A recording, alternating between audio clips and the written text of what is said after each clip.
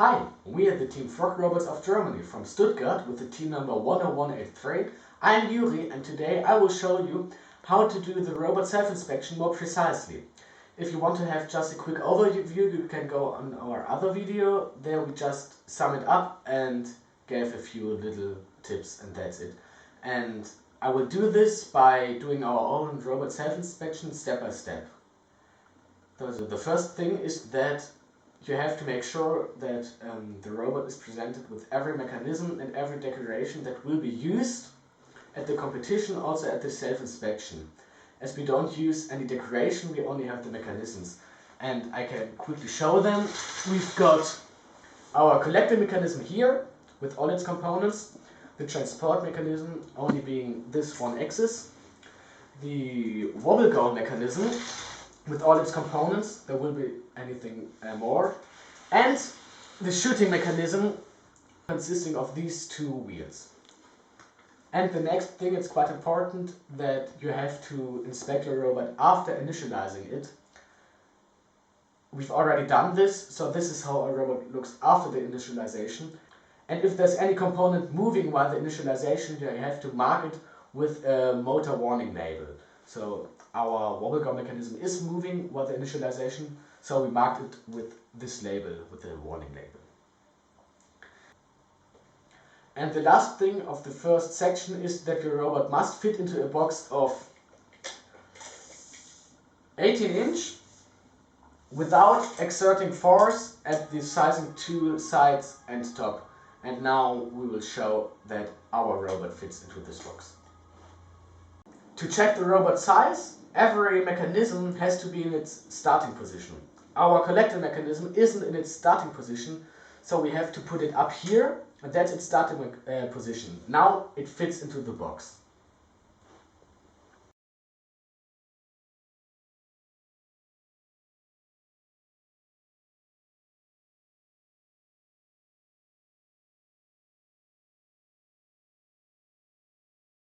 Now we're going on to the second category, the general robot rules. And these rules are a little bit difficult to check because you just have to make sure that you don't have any animal-based liquid or gel material devices. And we don't have such devices, we can say it. And it's true, there isn't much more we can do to prove it. But you have to make sure that your robot does not contain any component that could damage the playing field or other robots. And we can prove this by showing that if you look at our base frame and at the bottom of our robot, there isn't any component that touches the ground. Only this here, and first it hasn't got any sharp edges, and second it's about a few millimeters above the ground. So our robot isn't even able to damage the playing field. And we don't have such mechanisms that could hurt or damage any other robots. We just have got this wobble mechanism which moves like this, up and down, and the other things are quite round and safe. There isn't any sharp things. Also, you have to make sure that you don't have any sharp edges. And all our edges are round, or at least not that sharp. We don't have such things at our robot. As I already said, there are a few more rules about that your robot does not contain animal-based things or materials that would cause or delay a game if released. That's also important, so you don't are allowed to use such mechanisms. But as we already said, we just have the collecting, the transporting, the transportation and the shooting mechanism and the wobble goal. They won't interrupt the game when they start. And also your robot should not contain any hydraulic devices or closed gas devices. One important aspect is that your T number has to be at least two opposite sides of your robot and has to fit the requirements. These requirements are that they are at least, I think, about 2.5 inches wide and that they're good visible so you can see them. On this side it's clear, you can clearly see our T number. On this side you can too see it, as our wobble goal mechanism will never go in front of our team member, just in this direction. So this isn't a problem too. And you also need your alliance markers, which should be attached at the same side as your team members. The last two rules of this section are: first, that all the energy used by the robot shall come from an approved source, so aka that you use a battery that is allowed for the contest. And the last rule, and I really like this rule, that your robot is not capable of launching its own components. You should make sure that your robot won't explode or launch its own components. The next section is pretty short, just one thing: you have to make sure that all components on the robot are from allowable raw materials and commercial off-the-shelf products. We are using 3 different materials for our robot. First, it's Tetrix. Second, we use a little bit of Lego here, but it's too allowed. And the third thing we are using is Matrix. And of course our wheels. But if you aren't sure whether the material you're using is allowed and fits into these categories, you just have to look up at the game manual. There you have an exact overview about all the materials you are allowed to use and you aren't allowed to use. And you don't have to worry, it isn't that often that something doesn't work. The rules aren't that strict. Moving on to the 4th section. This section is all about the robot electrical parts and material rules. First thing, make sure that your main power switch is installed properly, labeled and readily accessible and visible to competition personnel. And even if you're in a remote event, this is a quite important aspect, because if your robot goes totally crazy because you've programmed something wrong or you don't know what's happening, and that's often that you don't know what's happening, but your robot is doing something you never told him he should do. You need your main power switch at a reachable position that you can quickly turn it off, and even if you're not there, somebody else is able to turn it off. So just write a sign or something where it says this is the main power switch, that other people can too turn it off. So just make sure that it is at a reachable position. We've got it here, you can reach it easily and put it on and out. Secondly, all batteries are securely attached at the robot and at a location where they won't hit the playing field or other robots.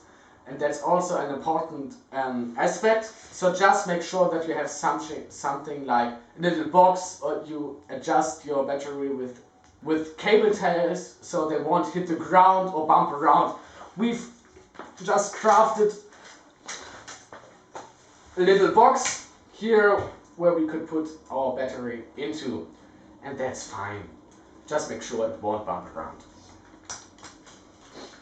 All the next rules simply say that you have to make sure that all your motors and all your servos and everything else is only connected with one main power source. You aren't allowed to use multiple batteries, and we can prove it by showing that we only have got one battery over here. There isn't space for any other battery in our robot.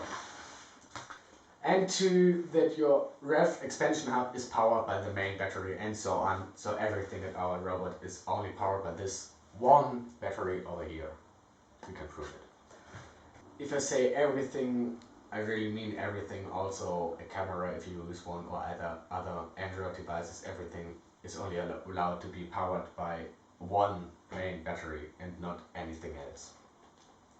One tiny thing you have to make sure too is that light sources, if you have some ones, including LEDs, are not focused or directed in any way. Except for the ref robotics 2-meter distance sensor. And we don't have any LEDs or lights at our robot except these at the ref expansion hub, and that's it. As I already said, we don't have any decoration. If you go through this list, there are plenty of different aspects, and it always says all your sensors are powered by one main battery, all your video recording devices are powered by one battery, all your motors are powered by one battery, and it's always actually the same. We're almost at the end, but there are a few more aspects. First, exactly one robot controller is required, but you are allowed to use a second one. And if we show the downside of our robot, you can see here, we've got one control hub and one expansion hub. One thing you hopefully already know is that your robot is only allowed to use 8 DC motors, not more. And we can quickly show it. We've got 4 motors for driving. You can see it here. For each wheel we've got one independent motor. We've got one motor attached here, which powers our collecting and our transport mechanism. We've got a 6th motor here, directly powering our wobble gun mechanism, and 2 other motors, the 7th and the 8th, powering our 2 wheels for shooting. So we exactly fit into this rule. We've got 8 motors. Just make sure that if you record your own video, that you show every single motor so that you can really check the number of the motors. Furthermore, you're also only allowed to use 12 servos, which are 2 connected to the ref expansion hub and like this to the main power source. We are only using, I guess, 3 servos. 2 of them are here for our wobble gun mechanism. They will close like this. And we've got one further servo here, which will transport them into our loading box. One of the last things is that power and motor control must use consistent color coding with a color for plus, a color for minus and one color for grounding.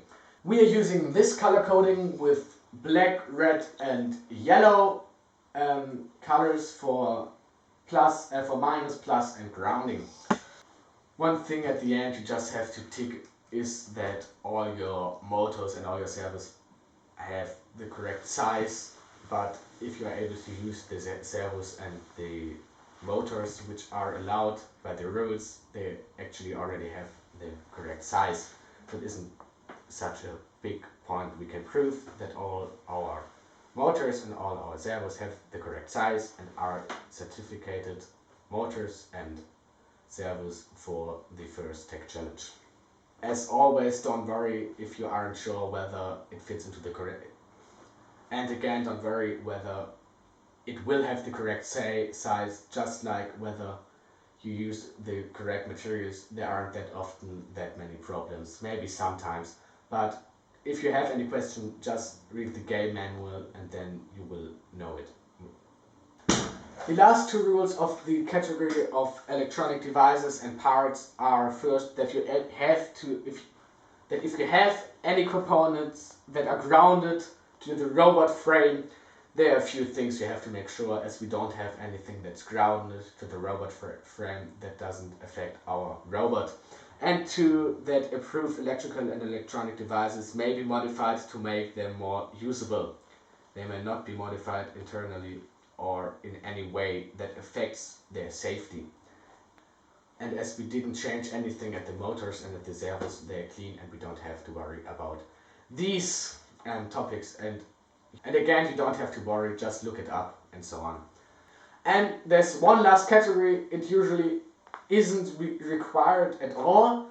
It's an optional category about the wheel treat playing field damage test, a long word, which just says that if an instructor believes that the drivetrain treat may damage the playing field, you have to prove again that it doesn't damage the playing field. So that's actually all you need to know about the robot inspection checklist, more detail with every step. If you've got any further questions, you can always feel free to write us a comment on YouTube or to contact us on Instagram via F.R.O.G or write us an email. And we would like if you could subscribe our channel or like the video and we hope you enjoyed and we could help a little more. And we really hope that we will see you at the contest and that you will be able to do a good robot self-inspection video. And again, don't worry, you will get it. It isn't that difficult. Just watch the video once again or check the game manual, and then we're sure you will get it. So see you at the competitions and good luck.